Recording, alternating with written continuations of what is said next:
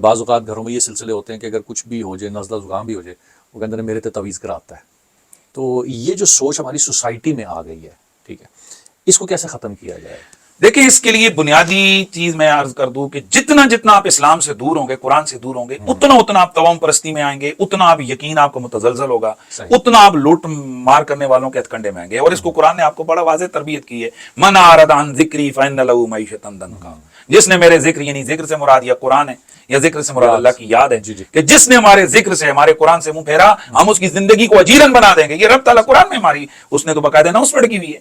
تو اب وہ لوگ کہ جو اللہ اور اس کے رسول کی ذات پر یقین کو ان کا متزلزل ہوتا ہے، ان کو پھر یہ کہہ دو تیرے اوپر جادو ہے، جا کر کالا بکرا لے کے آ، میں پھر زعفران کشمیر کے فلاں پہاڑی کے زعفران سے تیرے لیے تعویذ لکھوں گا، تو اتنے دن کھائے گا یا کھائے گی، گا کم ہے گھی زیادہ ہے، تو پھر جو نا تیرا علاج ہوگا. تو وہ مائی کہ جو اپنے بچوں کو جو بھی نا پیسے نہیں دیتی ہے، ٹھیک ہے، وہ مسجد میں اسے ایڑی چوٹی کا زور لگاؤ تو جناب وہ 10 روپے اس مسجد میں نہیں دیتے ہیں. محلے میں پتہ ہوتا ہے کہ یار یہاں فلاں پڑوس میں غریب لوگ ہیں اور ان کے گھر میں چولہے بھی نہیں جل رہے، وہاں نہیں دیں گے. لیکن اب توہم پرستی میں پھر اس عالم تک ہوتے ہیں کہ پھر وہ زعفران کے نام پر، کالے بکرے کے نام پر اور ان چیزوں کے نام پر وہ لاکھوں روپے دے دیں گے، اور موجیں لگی ہوئی ہیں جناب 2 نمبر عملوں کی.